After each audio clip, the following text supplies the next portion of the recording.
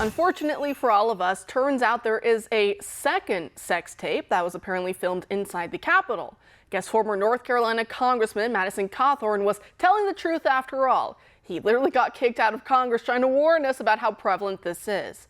So this second tape reportedly circulated on Snapchat last year, but is only being discovered now in light of what happened in the Senate hearing room with a staffer from Democrat Maryland Senator Ben Cardin's office, who's since been fired.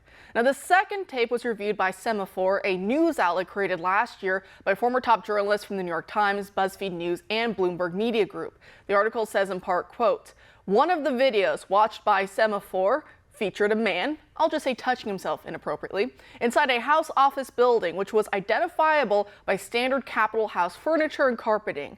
The desk at which the videographer performed also held a branded congressional mouse pad. A screenshot of a second video obtained by Semafor shows two men engaged in a sex act in an office setting. The participants' faces are not visible in any of the material viewed by Semafor," end quote. Now, the article goes on to say that a spokesperson for Republican Congressman Dan Newhouse of Washington confirmed it was one of their staffers who was investigated over the incident, but that the House investigation was unable to find conclusive evidence that it was their staffer. And so the real culprit or culprits remain unidentified and on the loose. The staffer who was initially blamed later left the office in the fall of 2022, but on good terms, and he took a job elsewhere. Now, I know these exact staffers are not the ones who got President Trump kicked off the ballot in Colorado, with similar efforts now taking place in California and elsewhere, but these are the types who support it. And this is the milieu, if you wish, from which those left-wing lawfare practitioners we talked about last night at great length come from. Sex tapes, orgies, sexual blackmail, it's all par for the course in D.C.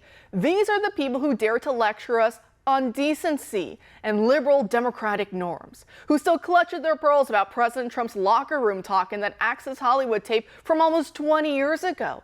It's all so fake and phony. At this point, it's obvious that all words are redefined by the left to mean what is most convenient for them. Democracy means no Trump on the ballot, terrorist means J6 grandmas, and decency means half-naked political staffers who probably serve as sitting members of Congress doing sex acts all over Washington, D.C. The list goes on. And if you dare to use words as they ought to be used in order to dispel this illusion the left has crafted for us, well, you all know what happens next: censorship.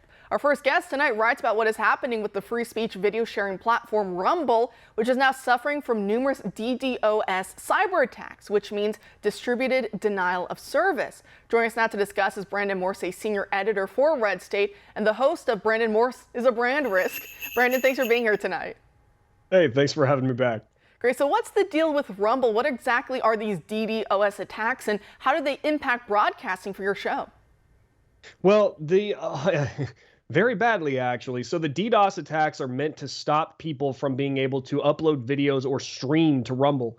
And Rumble is a place where many conservatives hang out. It's not entirely a conservative hangout, but you'll find them gravitating toward there because everyone else is all about censorship. YouTube, TikTok, Instagram, doesn't matter where you go. They're all about censorship, but Rumble is about letting people speak their piece.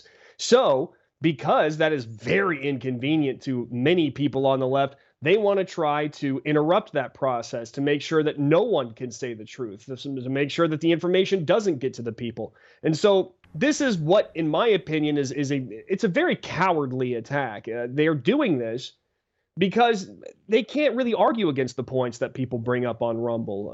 They want to shut you down and silence you because their points, their talking points, their ideas really only exist in a vacuum or can only thrive in a vacuum. The moment that a different idea is introduced, it begins to fall apart. So naturally, they want to come after Rumble, try to shut it down, and it's important that they try to do this as much as humanly possible before the 2024 election.